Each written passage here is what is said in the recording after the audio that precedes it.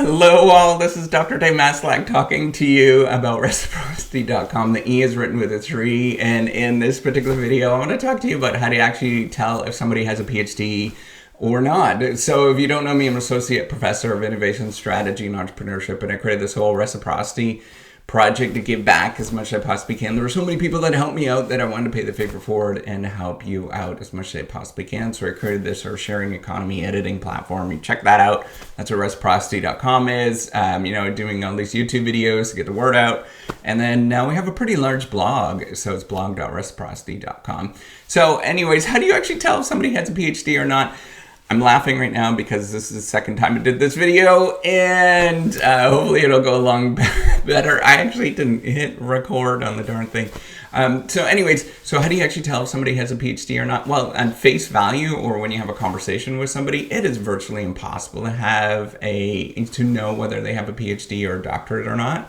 Most people are pretty normal. If you talk to them, you might be playing soccer with them or talking about your kids or whatnot, and you would never know that this is that person has a doctorate or not. It's really difficult to sort of figure that out. You might be able to have a conversation in a particular area. If they are saying that they have a doctorate in so-and-so, you might ask them a couple of questions and sort of suss out what their thoughts are. But some people, even when they have a PhD, are not necessarily as well trained, or they don't have a good memory, or they're just not interested in that particular thing. If you were to ask me about, diversification, in corporate diversification, I know a little bit about that, but I'm not going to be able to tell you all the ins and outs about it at this moment. So it's just not my specialty. And even though that I studied that and all that kind of stuff. But all right. So what are 3 ways you can actually verify if somebody has a doctorate or not? So the first way, and these are probably the most legitimate ways. First way is just go and ask somebody at that particular university where they trained if they know that particular individual. So academics is a very small group. Once you've read a bunch of articles, you get to know a lot of people. Either through their writing or as well as, personally, once you go to conferences and stuff. So the longer you're in the game, the more people that you get to know.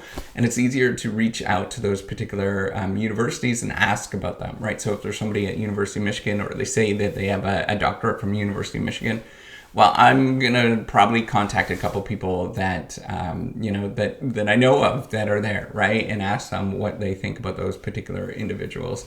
So almost everybody in academics kind of has a genealogy. We all know where they all come from and who they worked with and stuff. So don't feel, it's difficult to sort of get away with that. So the second thing that I would do, and I would use this sparingly, is you can go to the university registrar's office.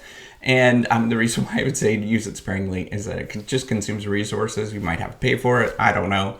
And then just ask them at the university website, or ask them when you call them up whether that particular individual went and did a doctorate at that school. They'll disclose, for the most part, they're going to disclose that. The other thing that they're going to, that you might be able to get to is, an online portal, a web page or something like that, where you can type in and find out if somebody did a particular degree there. Some universities might charge for that. I don't know.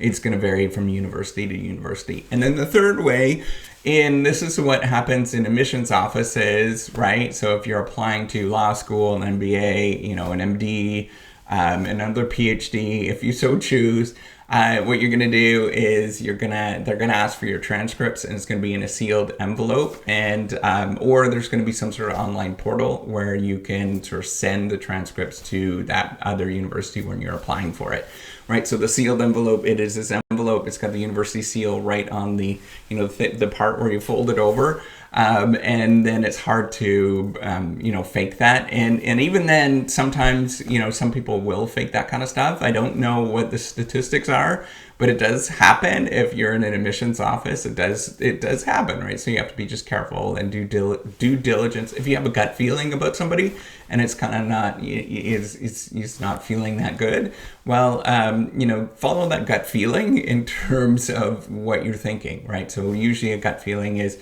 it's giving you a strong sense unless things are really certain, right? So that's kind of a measure of certainty and uncertainty, right? So certainty, you're not going to have that gut feeling, but if you're uncertain, then just follow that and get sort of a sense on what you think about those particular people, right? So that's what I would think about, and that's only going to happen if there's something just kind of fishy or just doesn't hold up, right? If somebody says that that they did a doctorate in so-and-so from a particular university that's really prestigious and there's no program that's there, and that happens, that doesn't hold up, right? So just be on the lookout for that. So if you like this video, give me a thumbs up. Do subscribe to the YouTube channel. I do appreciate it. Take care and have a wonderful day. Hopefully this video takes this time. All right, bye.